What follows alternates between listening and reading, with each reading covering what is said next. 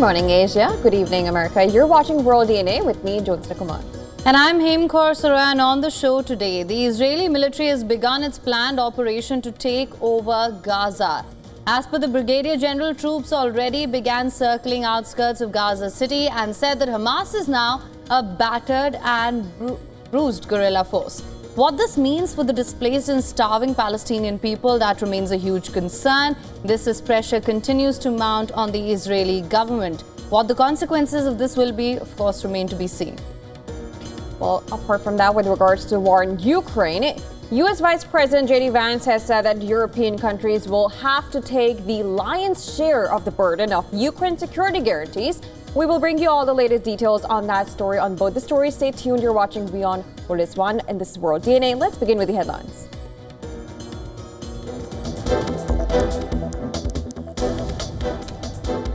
Russia says it has to be part of any discussion on security guarantees for Ukraine, downplays the likelihood of an imminent summit with Ukraine's Zelensky. This as Ukraine reports barrage of drones and 2 ballistic Iskander missiles target Sumy region, injuring dozens.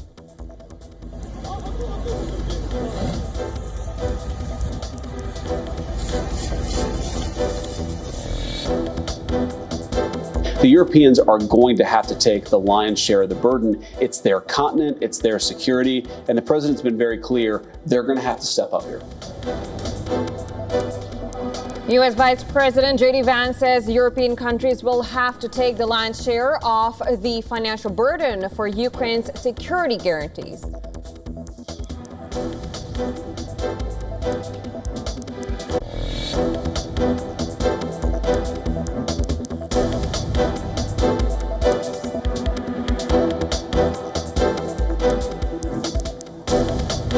Belarus and Iran signed new agreements on Wednesday to boost bilateral ties in key areas including defense after Iranian President Masoud Pezeshkian and his Belarusian counterpart Alexander Lukashenko met in Minsk.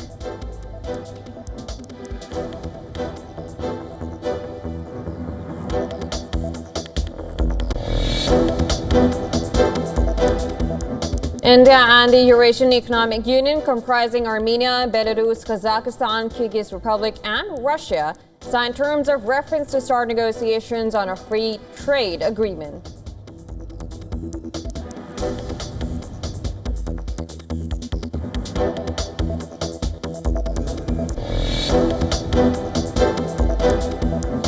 Hamas says Israel's latest military plans to conquer Gaza shows its blatant disregard for efforts to broker a ceasefire. This is Israel approved a new Gaza offensive plan authorizing the call-up of about 60,000 reservists.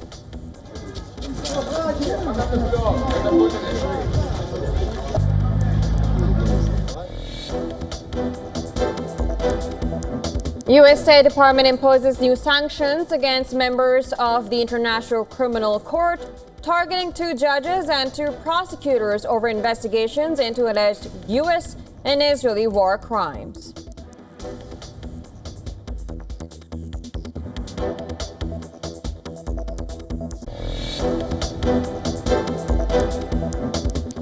Texas legislators passed new state congressional map aimed at flipping Democratic-held U.S. House seats after dozens of Democratic lawmakers end 2-week walkout that had temporarily blocked passage.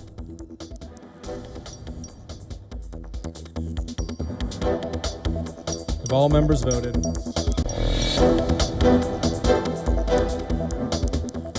Authorities in central Mexico launched an investigation after 6 human heads discovered along a highway. The remains were accompanied by a banner containing threats allegedly signed by a criminal group.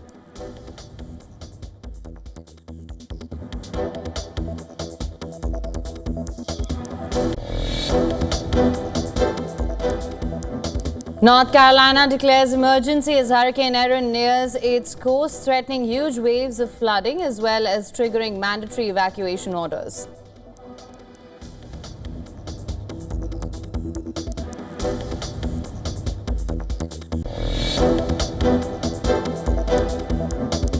Asian stocks rose early on Thursday, with tech shares in the region leading the gains after a late reversal on Wall Street. Declines for U.S. megacaps dragged down the S&P 500 for a fourth straight session.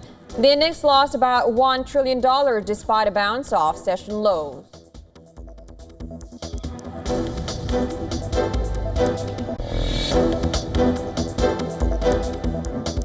Arsenal hijacked Tottenham Hotspur's pursuit of Crystal Palace's Aberici Eze. The forward has reportedly reached verbal agreement with the Gunners.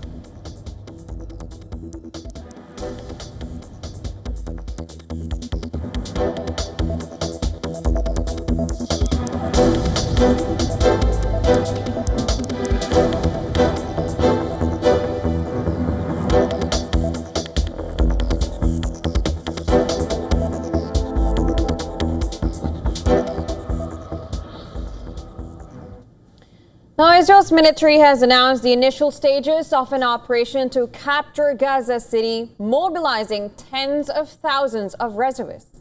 This even as Netanyahu government deliberates on a new ceasefire proposal to potentially pause the nearly 2-year-long conflict. Army spokesperson said Israeli troops already began operating on the outskirts of Gaza City, noting that Hamas has been reduced to a severely weakened guerrilla force and are now battered and bruised. We will deepen the damage to the terror infrastructure above and below the ground and cut the population's dependence on Hamas. We are not waiting. We have begun the preliminary operations and the initial stages of the attack on Gaza City, and IDF forces are already holding the outskirts of Gaza City. Massive explosions were seen on the Gaza skyline from southern Israel amid the latest wave of strikes in the ongoing conflict. It comes as Israel's defense minister approved a military plan for the conquest of Gaza City, authorizing the call-up of about 60,000 reservists, piling pressure on Hamas as mediators push for a ceasefire. The Palestinian militant group said in response that it showed Israel's blatant disregard for efforts to broker a halt in fighting and a hostage release deal in the nearly 2-year conflict. Israel's military posted a video on Wednesday claiming to show attacks on alleged Hamas militants in the Khan Yunis area in Gaza, with images of people fleeing as explosions occur near a site described as a tunnel entrance. The Israeli military said it killed 10 Hamas militants in southern Gaza while repelling an attack by the armed wing of the Islamist group, which claimed it killed several Israeli soldiers. Gaza Civil Defense Agency said Israeli strikes and fire killed at least 25 people across the territory on Wednesday. According to figures from the health ministry in the Hamas-run Gaza, Israel's offensive has killed at least 62,122 Palestinians. Meanwhile, U.S. Ambassador to Israel Mike Huckabee blamed the breakdown in Gaza ceasefire talks on European leaders' decision to recognize Palestinian statehood. If they believe that unilaterally calling for a two-state, a Palestinian state recognition immediately brings them closer, the sad truth is it's taking them further away. I think some of the actions that you're seeing, whether it's WION or talk about declaring sovereignty or annexation, have been prompted by what is clearly a violation of the Oslo Accords. Now, as the humanitarian situation in the Gaza Strip continues to deteriorate, Israeli-backed American Gaza Humanitarian Foundation has urged for more access points to deliver aid to the region. Everyone recognizes that the 4 sites we do operate are not enough. We need more aid. We need to open more sites. So we push for that. We work together with the Israeli government to discuss that, to discuss locations, to discuss, how many, etc. Meanwhile, family members of Israeli hostages and their supporters marched near the border with Gaza, calling on Israel's government to reach a hostage deal. Of the 251 hostages taken during Hamas's October 2023 attack that triggered the war, 49 are still in Gaza, including 27, the Israeli military says, are dead.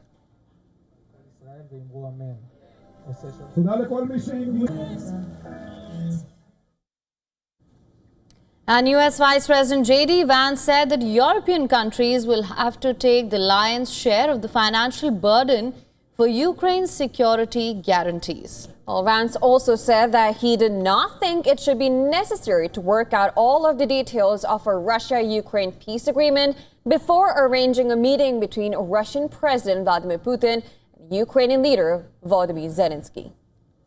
Now, according to Fox News host Laura Ingraham, Vance said that Trump expects Europe to play the leading role here.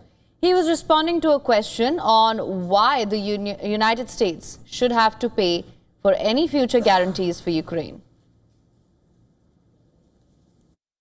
Well, I don't think we should carry the burden here. I think that we should be helpful if it's necessary to stop the war and to stop the killing. But I think that we should expect, and the president certainly expects, Europe to play the leading role here. Meanwhile, NATO military chiefs held a virtual summit on security guarantees for Ukraine, the latest in a flurry of global diplomacy aimed at brokering an end to the nearly 3.5-year conflict. On Tuesday, top U.S. officer Dan Kane, chairman of the Joint Chief of Staff, had held talks with European military chiefs on the best options for a potential Ukraine peace deal.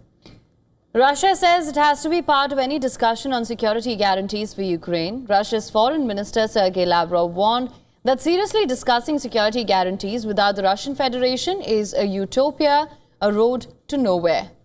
Now, Moscow has also downplayed the likelihood of an imminent summit, with President Volodymyr Zelensky tempering hopes for a quick peace deal. Lavrov said that any summit between Putin and Zelensky must be prepared in the most meticulous way so it does not lead to a deterioration of the situation surrounding the conflict. Far from the diplomatic deliberations, Russian forces claimed fresh advances on the ground, and Ukrainian officials reported more deaths from Russian attacks. Russian Defense Ministry on Wednesday released footage showing fighting near what was given as Novohoriska settlement of the Dnipropetrovsk region. Russia's Defense Ministry claimed that its troops had captured the villages of Suhetske and Pankivka in the embattled Donetsk region. Now, Ukrainian authorities said that 6 civilians were killed by Russian attacks across eastern and southern Ukraine on Wednesday. Aerial attacks on the northeastern town of Okhtika in the Sumy region wounded at least 14 people, including 3 children. Ukraine's President Zelensky said these latest strikes showed the need to put pressure on Moscow, including through sanctions.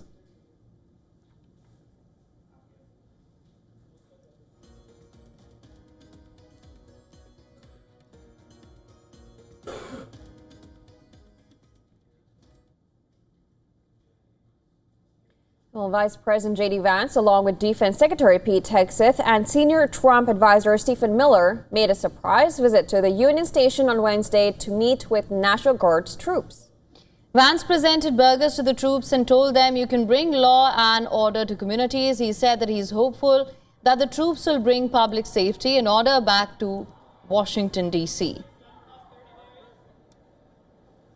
We do not have to allow our cities to be taken over by violence and by disorder and by chaos.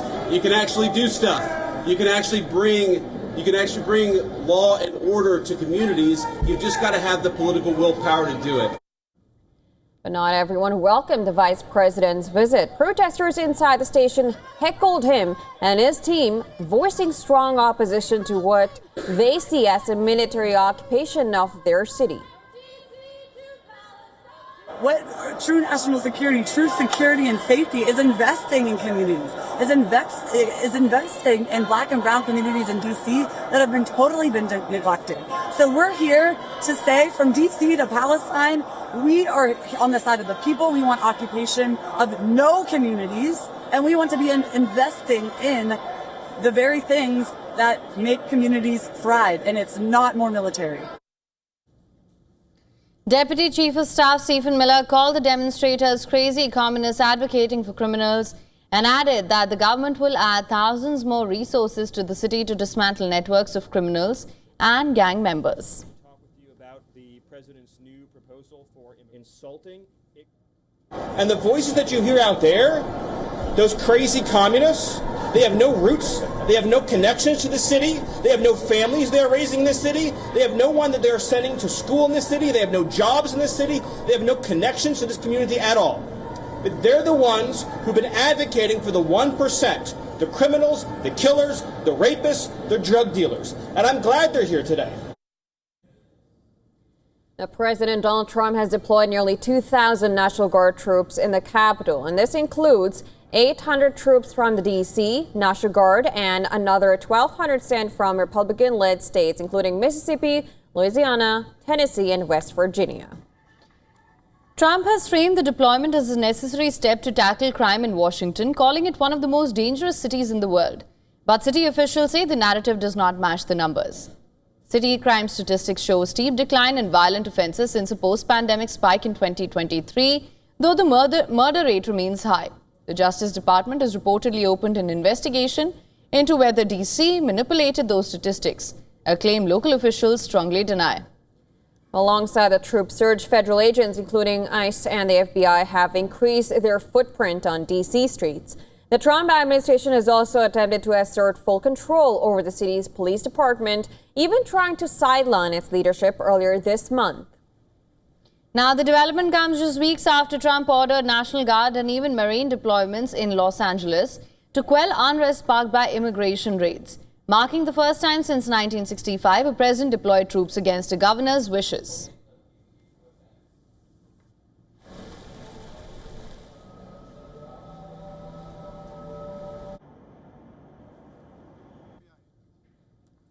Now, the United States has imposed sanctions on 4 International Criminal Court officials, including 2 judges. And this as it ramps up pressure on the War Tribunal over its targeting of Israeli leaders and past decisions to investigate U.S. officials. The U.S. Secretary of State Marco Rubio said that he imposed these sanctions, citing the ICC's attempts to investigate or prosecute nationals from the U.S. and Israel without the consent of either nation. Among those slapped with sanctions was Judge Nicolas Goulot, a French national who is presiding over a case in which an arrest warrant was issued for Israeli Prime Minister Benjamin Netanyahu and former Defense Minister Yoav Gallant. The court's prosecution alleges Netanyahu is responsible for war crimes and crimes against humanity in Israel's offensive in Gaza, including intentionally targeting civilians and using starvation as a method of war. Now, France has expressed dismay over the sanctions against Judge Goulot, claiming it was in contradiction to the principle of independent judiciary. Under the sanctions, the judge will be refused entry to the United States and his assets blocked. The Secretary of State Marco Rubio also targeted a Canadian judge in a separate case in his latest volley of sanctions against the tribunal in The Hague.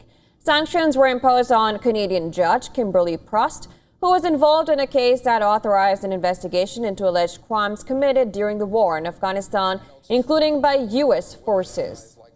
The ICC denounced U.S. sanctions, calling it a flagrant attack against the independence of an impartial judicial institution, while the United Nations denounced by U.S. measures, claiming that judicial independence is a basic principle that must be respected. We firmly believe that the ICC is a key pillar of international criminal justice, and we respect their work. We're very concerned about the decisions taken to further hit ICC officials with sanctions under the order that came out from the United States. The decision imposes severe impediments on the functioning of the Office of the Prosecutor and respect for all the situations that are currently before the court. Judicial independence is a basic principle that must be respected. And these types of measures undermine the foundation of international justice. Well, another story, Republicans got a major boost in prospects for the next year's midterms after the Texas House passed a new congressional map. This new map is likely to give Republicans 5 more seats in a closely divided U.S. House of Representatives. The Texas House Democrats briefly held up the redistricting plan as they left for other states. depriving the chamber of the quorum necessary for a vote. But they returned Monday for a new special session, saying they would now challenge the redistricting in the courts. The redistricting would go a long way to ensuring the U.S. House remains in Republican control, even as it sets in motion a wave of gerrymandering in other states. The 38-member Texas congressional delegation is currently composed of 12 Democrats and 25 Republicans. One seat is vacant following the death earlier this year of Democratic Representative Sylvester Turner of Houston. Under the new map prompted by a demand from President Trump, Texas would likely send 30 Republicans and 8 Democrats to Washington. The Texas Senate, also dominated by Republicans, will take up the map next.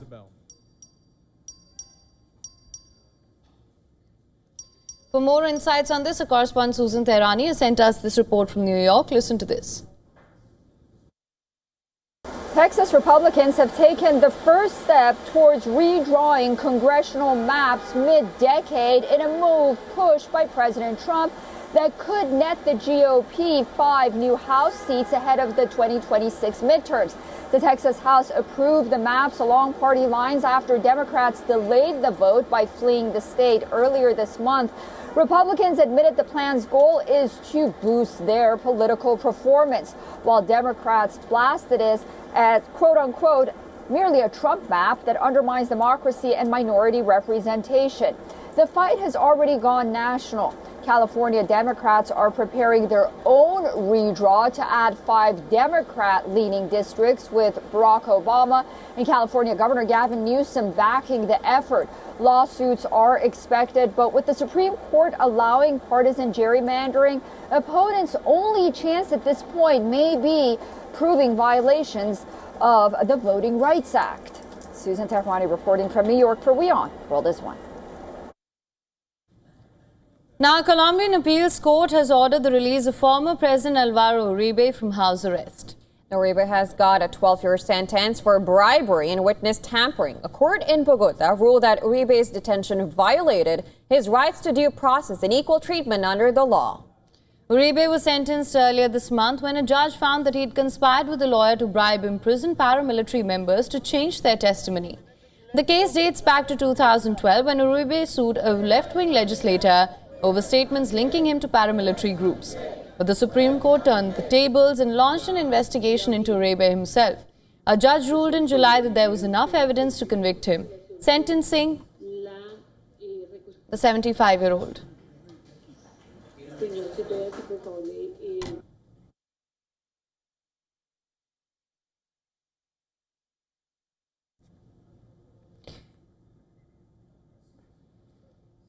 The appeals court turned down his order, noting that Uribe travelled abroad during the case and was always returned to face justice. The final ruling on his appeal is expected by mid-October. Until then, the former president will remain out of house arrest.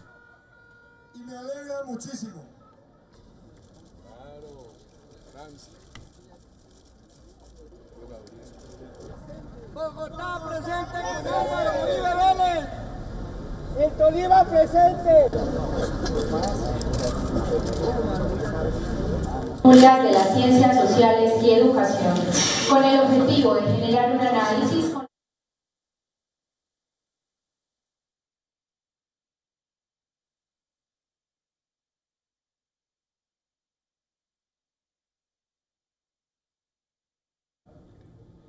India's External Affairs Ministry has issued a shock response to Bangladesh after Dhaka accused New Delhi of allowing anti-Bangladesh political activities. In a press release issued hours after accusations from Bangladesh, India's External Affairs Ministry rejected the claims made by Dhaka as misplaced. It firmly stated that the government of India does not allow any political activity against other countries on its soil. India also reiterated its expectation of free, fair and inclusive elections from the interim government in Bangladesh. Now remember, political party of ousted Prime Minister Sheikh Hasina has been banned in Bangladesh. Since her ouster, Sheikh Hasina remains in India, and this has irked Muhammad Yunus-led interim government in Dhaka. Bangladesh has alleged that Awami League is operating in New Delhi and the city of Kolkata. It also claimed that the banned party is opening offices in both cities. Now, the accusations from Bangladesh came just after the government announced plans to conduct elections. Earlier this month, Chief Advisor Muhammad Yunus confirmed that the elections will be held in the first week of February.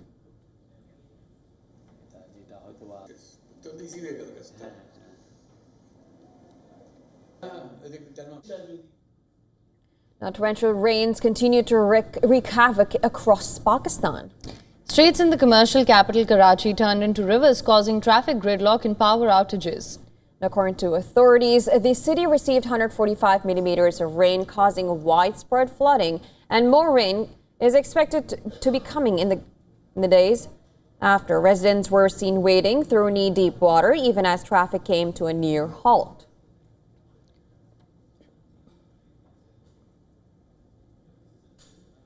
Across Pakistan, at least 20 people were killed in incidents of house collapses and electrocution in the last 24 hours.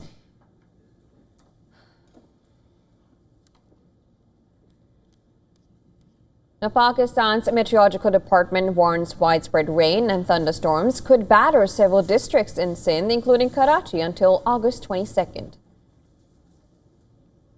Amid the widespread devastation, Pakistan Prime Minister Shehbaz Sharif and Army Chief General Asim Munir surveyed the flooded areas of Bunair and Shangla.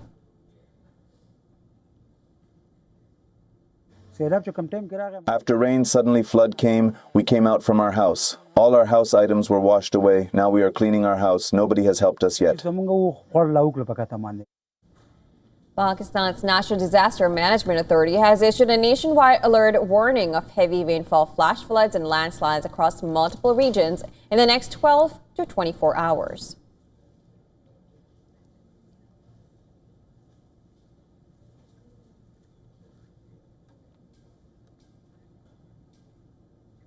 And with that, it's time now for a short break. Well, don't go anywhere. On the other side, we continue with World DNA. We talk about Indian External Affairs Minister S. Jaishankar, who is in Moscow, where he is co-chairing the 26th session of the India-Russia Intergovernmental Commission on Trade. We'll get you all the details on the other side on that.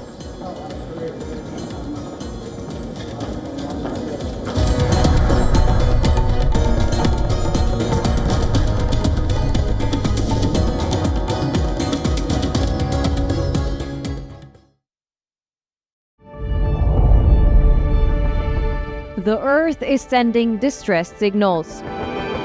Wildfires, droughts, and melting glaciers. Can we reverse the damage? Explore the harrowing effects of climate change. It's a wake-up call. Global emergency. Climate Tracker on WION World is One. From the bustling trading floors of Wall Street to the vibrant exchanges of Asian stock markets, WION breaks it down for you to make sense of what's happening. As we reveal the key factors behind events, strategic battles, and the game-changing business decisions that shape the world. We bring you all of this and more on World Business Watch. WION, India's global voice, the channel that brings you the biggest stories from across the world through India's lens. Now available in more than 190 countries worldwide. Because we believe that the world is one. Watch us in Africa, Europe, USA and Canada, South America, Asia Pacific, Middle East and North African regions. Also available on these digital platforms across the world. WION, World is One. From the bustling trading floors of Wall Street to the vibrant exchanges of Asian stock markets, WION breaks it down for you to make sense of what's happening. As we reveal the key factors behind events, strategic battles, and the game-changing business decisions that shape the world. We bring you all of this and more on World Business Watch.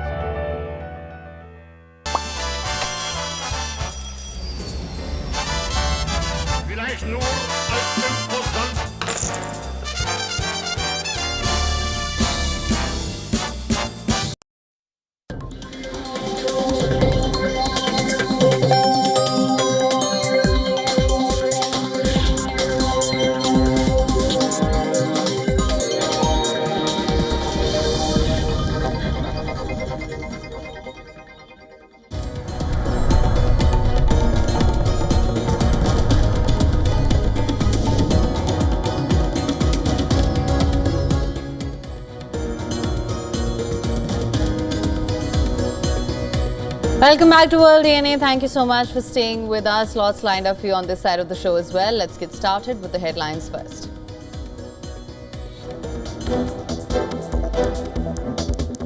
India dismisses Nepal's objection to the resumption of border trade with China through Nepalic Pass, calls Kathmandu's claim over the trade route as untenable and not based on historical facts and evidence.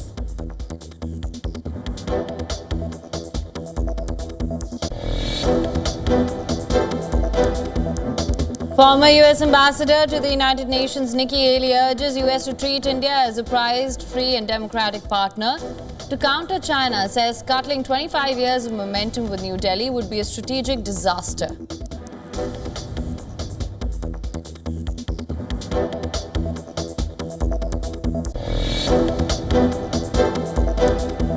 Iran's naval forces begin extensive missile and drone drill. The exercises draw on Iran's combat and defense experiences from recent years, including the recent 12-day war with Israel.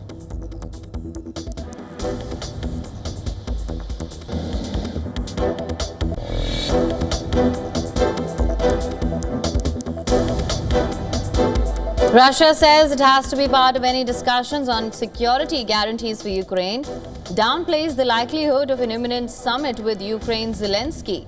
This as Ukraine reports barrage of drones and 2 ballistic Iskander missiles target Sumy region, injuring dozens.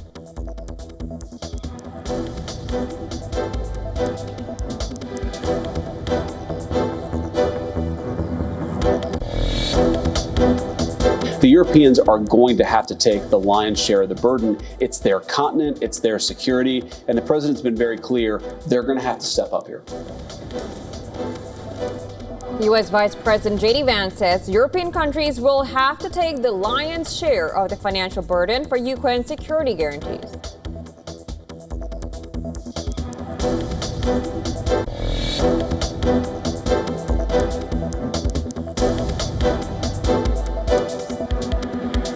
Hamas says Israel's latest military plan to conquer Gaza shows its blatant disregard for efforts to broker a ceasefire. This as Israel approved a new Gaza offensive plan authorizing the call-up of about 60,000 reservists.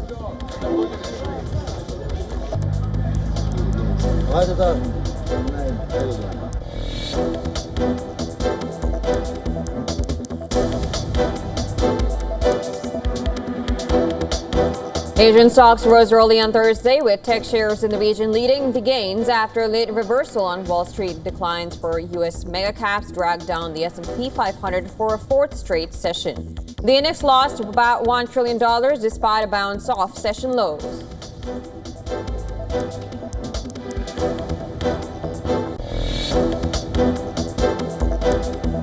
Arsenal hijacked Tottenham Hotspur's pursuit of Crystal Palace's Eberechi Eze. The forward has reportedly reached verbal agreement with the Gunners.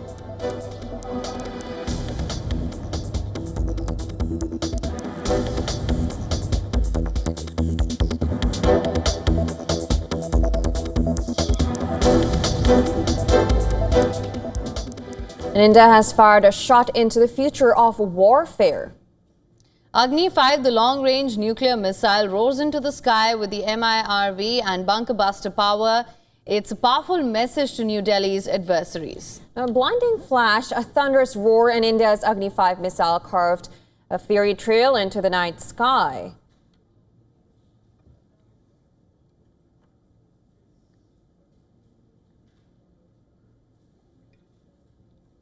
With a strike range of over 5,000 kilometers, this intercontinental-class weapon, which can carry nuclear payload, places nearly all of Asia and much of Europe within reach. The missile was successfully test-fired yesterday. This from the Integrated Test Range in Chandipur in Odisha. Well, it's not strange. And it's not just the range, pardon me there, that makes Agni-5 formidable. It is the technology packed inside. At its heart lies MIRV, multiple independently targetable re-entry vehicle technology. One missile, several warheads, each capable of hitting different targets. Now, it means no single defense system can shoot them all down. Missiles with the MIRV tech present a problem for ballistic missile defenses because interceptor missiles have to contend with a number of warheads traveling to target hundreds of kilometers apart. Let's try to understand the MIRV tech better. MIRV allows single ballistic missile to carry multiple warheads. So each warhead, which could be a conventional or a nuclear warhead, which is each capable of being aimed at different targets, this significantly enhances a missile's ability to strike multiple locations, making it more effective and harder to defend against. Well, only a few nations have this MIRV technology. India joins an elite list where the US, Russia, China, France, and the UK possess such missile technology.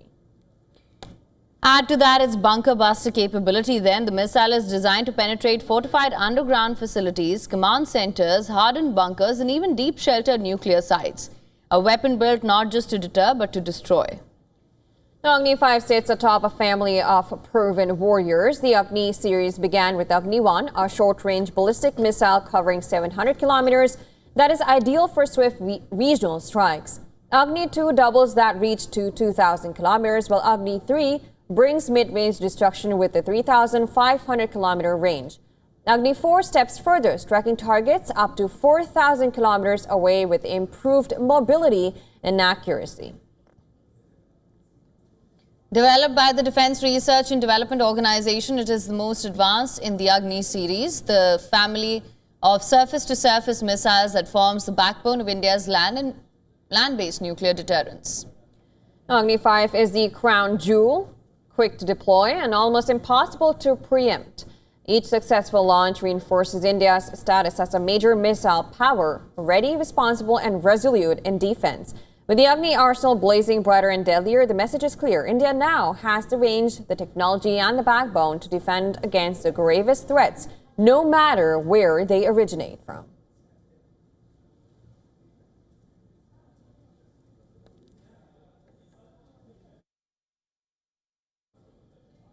Now, India and Eurasian Economic Union, which comprises Armenia, Belarus, Kazakhstan, Kyrgyz Republic, and the Russian Federation, have signed the terms of reference. Now, this is to launch negotiations on a free trade agreement. The development is important as India is looking to diversify its export markets due to high tariffs imposed by the U.S. Now, the terms of reference, India's Commerce Minister said, provides the framework for negotiations and is expected to unlock untapped trade potential, increase investments, and then establish a stronger, durable India-EU economic partnership. Both sides reaffirmed their commitment to the early conclusion of the agreement and to building a long-term institutional framework for trade cooperation. Now, with a combined GDP of $6.5 trillion, a proposed FTA is expected to expand access for Indian exporters, support diversification into new sectors and geographies, enhance competitiveness against non-market economies, and deliver significant benefits to micro, small, and medium enterprises, MSMEs. The two-way trade stood at $69 billion in 2024, a jump of 7% over 2023. Russia is the top trading partner of India in the bloc, with bilateral trade worth $68.72 billion in 2024 to 25. Exports stood at $4.88 billion, while imports were at $63.84 billion. The high import numbers are because of a jump in crude oil imports. Amid increasing strains in New Delhi, ties with Washington over its purchase of crude oil from Russia, India's External Affairs Minister S. Jaishankar urged India and Russia to come out with a creative and more innovative approach to confront complex global geopolitical challenges. Meanwhile, Minister of State for Commerce and Industry Jitin Prasad informed the upper house of the parliament in a written reply recently that India has strengthened its trade ties over the past 5 years, signing 5 major FTAs. They include the India-Mauritius Comprehensive Economic Cooperation and Partnership Agreement implemented in 2021, the India-UAE Comprehensive Economic Partnership Agreement, and the India-Australia Economic Cooperation and Trade Agreement in 2022. It also includes the India-European Free Trade Association Trade and Economic Partnership Agreement in 2024 and the India-UK Comprehensive Economic and Trade Agreement signed earlier this year. It is yet to come into force.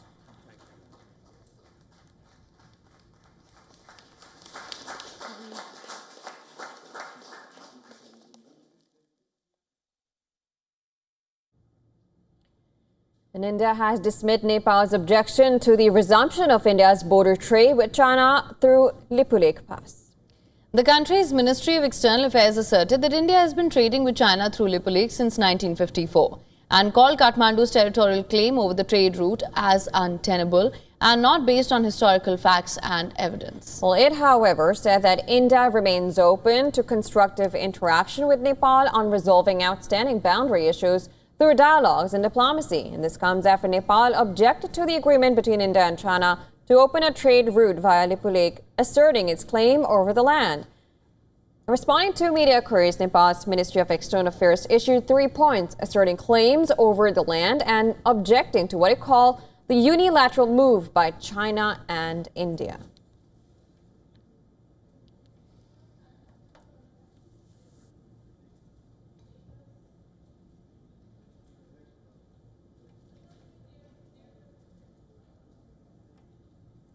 Let's also now take a look at all the top stories making headlines in India at this hour. A man who assaulted Delhi Chief Minister Rekha Gupta at a public hearing in the city yesterday has now been sent to a 5-day police remand.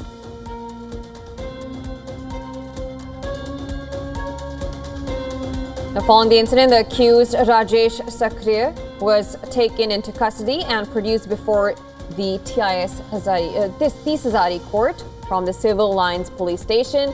The Delhi police have taken action after registering a case against the accused over his behavior towards the chief minister.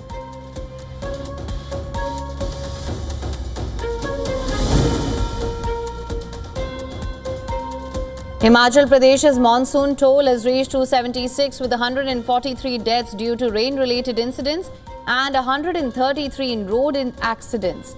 Heavy rain also blocked 366 roads, cut power in 929 areas and disrupted 139 water supply schemes.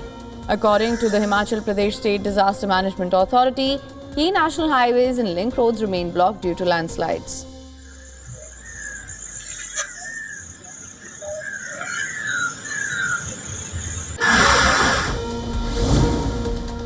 In Jammu and Kashmir, the CBI has arrested 8 police personnel, including at least 2 officers, in connection with the alleged custodial torture of a cop following orders from the Supreme Court last month. The arrested cops included Deputy Superintendent of Police, an inspector, and an assistant sub-inspector. According to officials, the accused cops have been directed to submit their weapons and other government articles to the respective district police lines.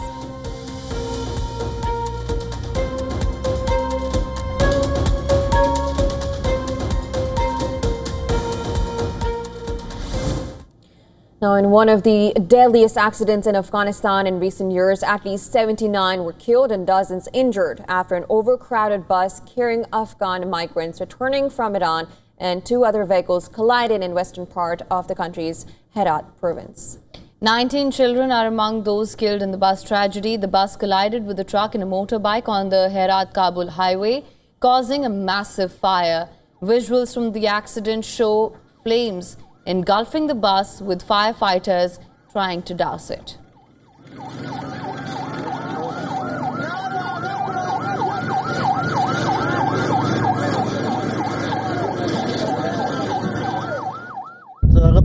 Everyone was badly burned. We couldn't recognize anyone. We could only guess by looking at their height, guessing who was a man, who was a child, and who was a woman.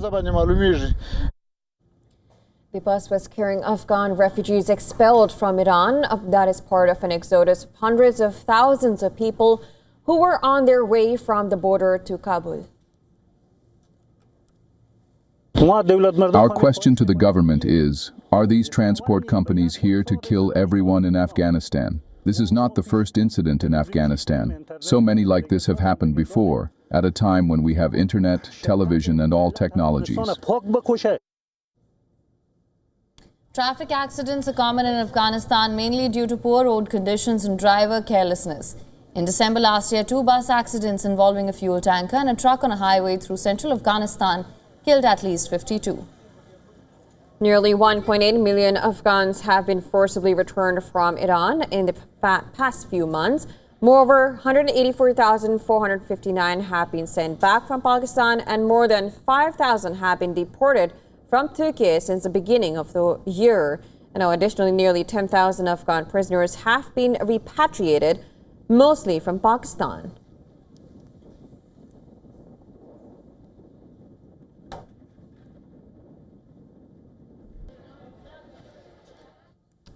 A nightmare moment for young America. Fresh graduates armed with degrees, weighed down with debt, are walking straight into closed doors. Well, the U.S. graduate unemployment rate has reached its highest level since 1988.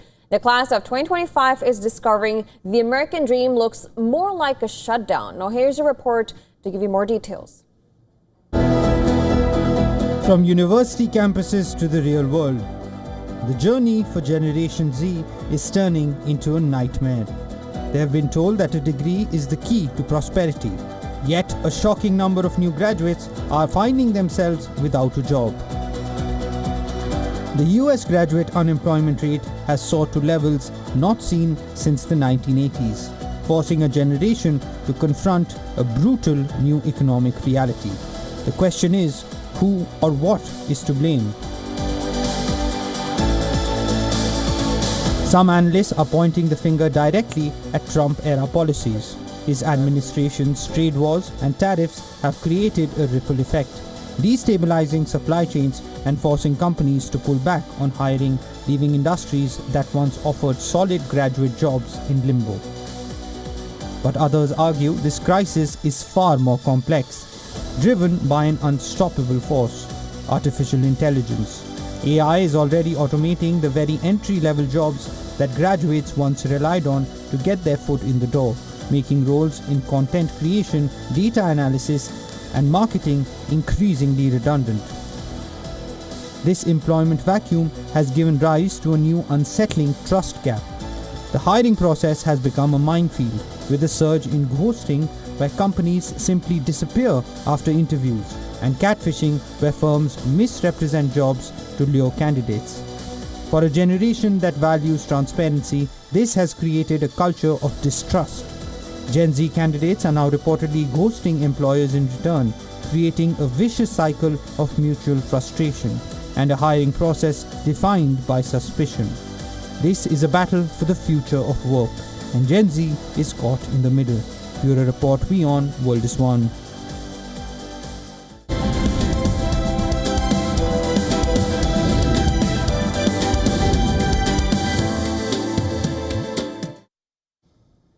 America's corporate sector is buckling under the weight of high interest rates, trade tariffs, and weak demand. New data shows bankruptcy filings are surging at an unprecedented pace, and it's not just small companies, but some of the biggest household names as well. According to S&P Global Market Intelligence, 71 companies filed for bankruptcy in July, the highest monthly total since 2020. The year-to-date count now stands at 446 filings, the most for this period since 2010. That's already higher than the full-year totals for 2021 and 2022, and puts 2025 on track for the fastest pace of bankruptcy in more than a decade. The strain is most visible in industrials and consumer discretionary sectors. So far this year, 70 industrial companies and 61 consumer brands have gone under. In July alone, 21 firms from these two sectors filed. By comparison, total filings last year stood at 688, already well below the current pace. If the trend holds, 2025 could post the highest bankruptcy count in 15 years. Well, beyond Wall Street, the ripple effect is hitting small businesses and jobs. 11% of small firms now call weak sales their biggest problem, the highest in 2020. Small companies employ 62 million Americans, almost half of the workforce. And youth unemployment has jumped to 8.1% for recent graduates, levels last seen in 2008. With companies turning to AI to cut costs, entry-level jobs are among the hardest hit.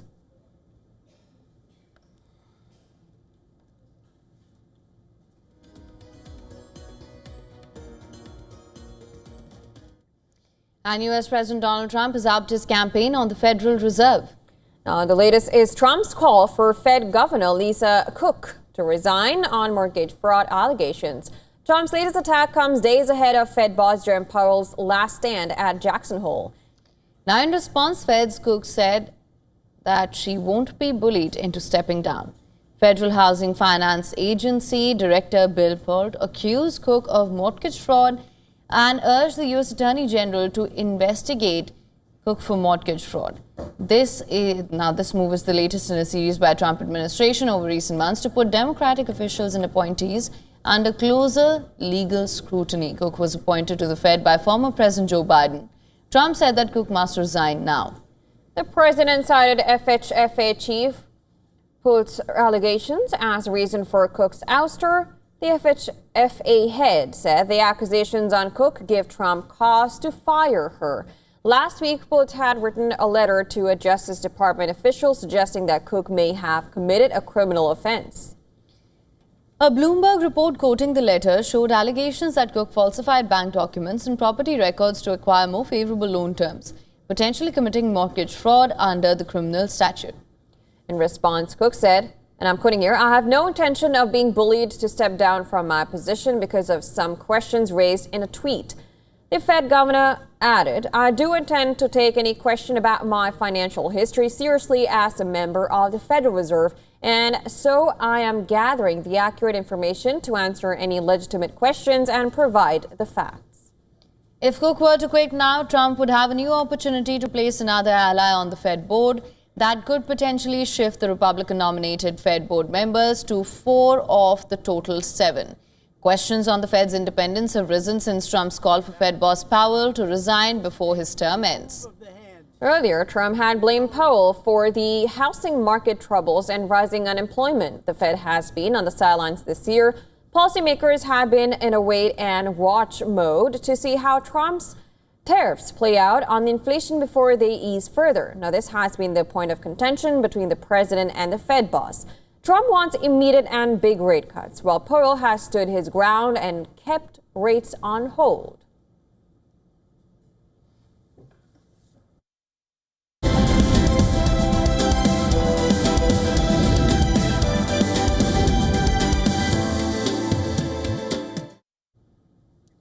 Now, the 2025 Women's Rugby World Cup final at Twickenham in London is officially sold out.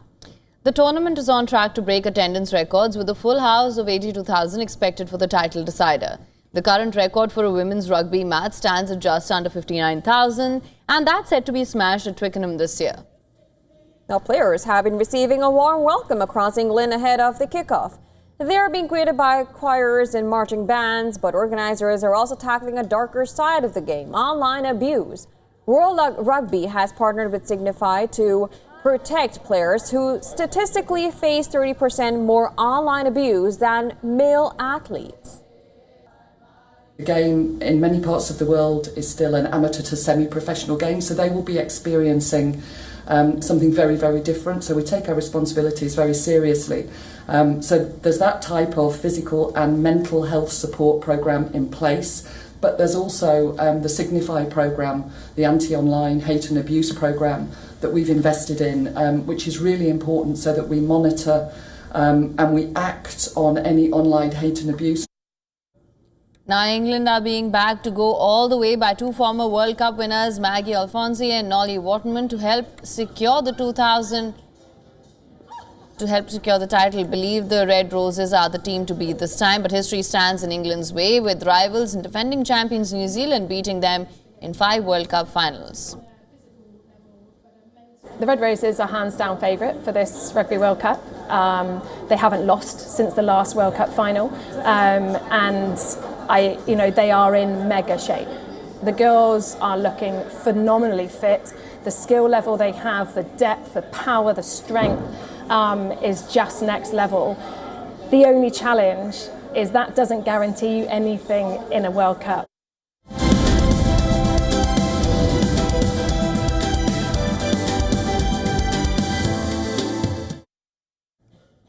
Now, from laughs to daring stunts, the cast of Splitsville lit up the premiere night in LA. More about the much-awaited relationship comedy in our next story. Take a look.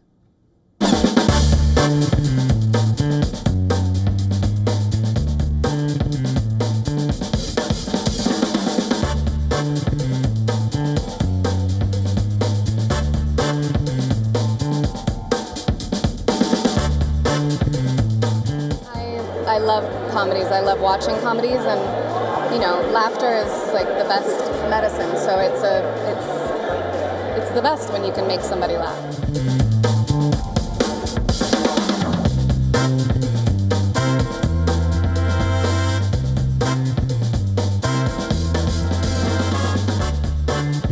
It was insane. When we tried to get insured for it, they were like, absolutely not. They were like, he's a lead actor and he's the director. There's no way we're letting him crash out of a second-story window with real glass or fall down a staircase or do these things.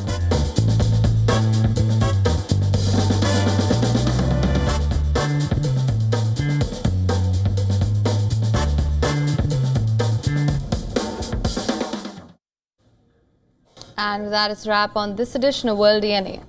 Well, before we go, here's a look at all the climate stories making headlines across the world.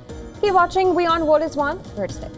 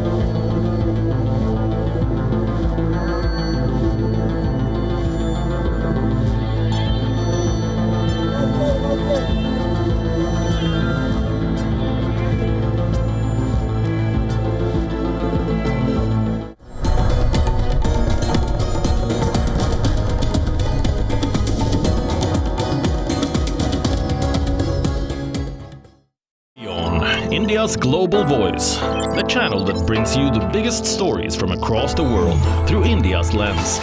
Now available in more than 190 countries worldwide. Because we believe that the world is one. Watch us in Africa, Europe, USA and Canada, South America, Asia Pacific, Middle East and North African regions. Also available on these digital platforms across the world. WION. World is One. From the bustling trading floors of Wall Street to the vibrant exchanges of Asian stock markets, WION breaks it down for you to make sense of what's happening. As we reveal the key factors behind events, strategic battles, and the game-changing business decisions that shape the world. We bring you all of this and more on World Business Watch.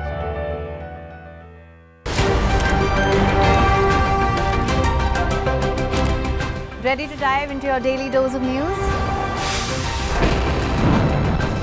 Bringing you what's trending in the West and all that's setting trends in the East.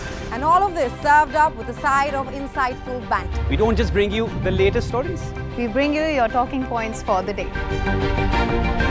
And while you do that, from the busy streets of New York, I will provide you with deeper insights on the developments through the course of the day in the U.S. The show that keeps you ahead of the global curve. A conversation you'd want to be a part of. A place where news becomes an engaging exchange. We bring you stories that impact your present. This is World DNA. Join the conversation.